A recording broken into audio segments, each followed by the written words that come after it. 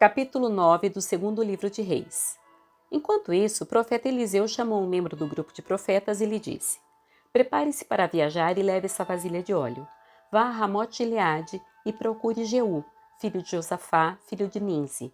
Chame-o a uma sala à parte, longe de seus companheiros, e derrame o óleo sobre a cabeça dele. Diga-lhe: Assim diz o Senhor, eu ungi rei de Israel. Depois abra a porta e saia correndo. O jovem profeta fez o que Eliseu ordenou e foi a Ramote-Gileade. Quando chegou lá, encontrou Jeú sentado com outros oficiais do exército. Comandante, tenho uma mensagem para o senhor, disse o profeta. Para qual de nós? Perguntou Jeú. Para o senhor, comandante, respondeu ele. Jeú se levantou e entrou na casa. O jovem profeta derramou óleo sobre a cabeça de Jeú e disse: Assim diz o Senhor, o Deus de Israel: Eu ungi rei de Israel, o povo do Senhor.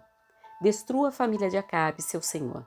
Desse modo, vingarei o assassinato de meus profetas e de todos os servos do Senhor mortos por Jezabel. Toda a família de Acabe deve ser exterminada. Destruirei todos os seus descendentes do sexo masculino em Israel, tanto escravos como livres. Destruirei a família de Acabe, como destruí as famílias de Jeroboão, filho de Nebate, e de Baasa, filho de Aias. Cães comerão Jezabel no campo em Jezreel, e ninguém a sepultará. Então o jovem profeta abriu a porta e saiu correndo. Jeú voltou aos outros oficiais do rei e um deles lhe perguntou: O que esse louco queria? Está tudo bem? Vocês conhecem gente desse tipo e as coisas que eles dizem, respondeu Jeú. Você está escondendo algo, disseram. Conte-nos o que ele disse.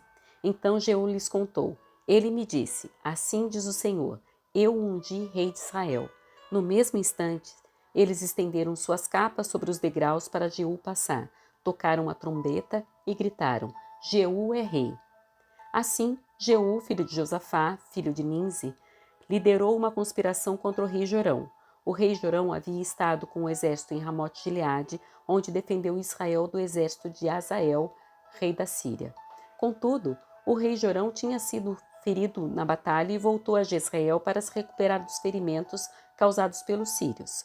Jeú disse aos homens que estavam com ele: Se querem que eu seja rei, não deixe que ninguém saia da cidade e vá a Jezreel contar o que fizemos. Em seguida, Jeú subiu numa carruagem e foi a Jezreel, onde o rei Jorão se recuperava de seus ferimentos. Acasias, rei de Judá, também estava ali, pois tinha ido visitar Jorão. Quando a sentinela na torre de Jezreel viu Jeú e sua tropa se aproximarem, gritou: Uma tropa se aproxima! O rei Jorão ordenou: Envie um cavaleiro para perguntar se eles vêm em paz. O cavaleiro foi ao encontro de Jeú e disse: O rei quer saber se vocês vêm em paz. Jeú respondeu: O que lhe interessa a paz? Junte-se a nós. A sentinela informou: O mensageiro se encontrou com eles, mas não está voltando. Então o rei enviou outro cavaleiro.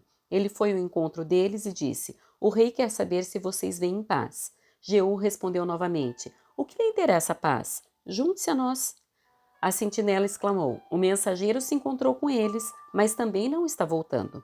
Deve ser Jeú, filho de Ninzi, pois conduz seu carro de guerra como um louco. Rápido, prepare meu carro de guerra, ordenou o rei Jorão. Jorão, rei de Israel, e Acasias, rei de Judá, cada um em seu carro, saíram ao encontro de Jeú e o acharam no campo de Nabote, em Jezreel. O rei Jorão perguntou: Você vem em paz, Jeú? Jeú respondeu: Como pode haver paz enquanto estamos cercados da idolatria e da feitiçaria de sua mãe Jezabel? Então o rei Jorão deu meia volta com seus cavalos e fugiu, gritando para o rei Acasias: Traição, Acasias!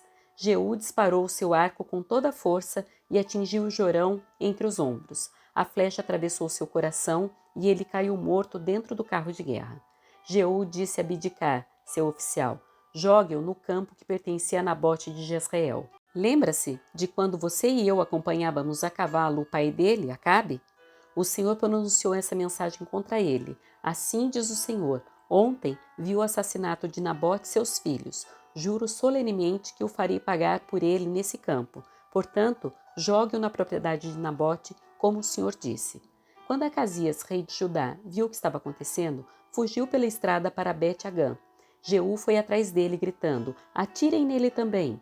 E atiraram Acasias em seu carro de guerra na subida para Gur, perto de Ibleã. Ele conseguiu ir até Megido, mas morreu ali. Os servos de Acasias levaram seu corpo no carro de guerra para Jerusalém, onde o sepultaram com seus antepassados na cidade de Davi. Acasias havia começado a reinar em Judá no 11º ano do reinado de Jorão, filho de Acabe. Quando Jezabel soube que Jeú tinha chegado a Jezreel, pintou os olhos, arrumou os cabelos e sentou-se em frente a uma janela. Quando Jeú entrou pela porta do palácio, ela gritou para ele: "Vem em paz, assassino! Você é como Zinri, que matou seu senhor."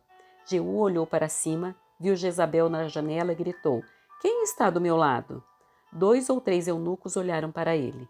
"Joguem-na para baixo", ordenou Jeú. Eles a jogaram pela janela e o sangue espirrou na parede e nos cavalos. E Jeú atropelou o corpo com as patas de seus cavalos. Em seguida, Jeú entrou no palácio, comeu e bebeu.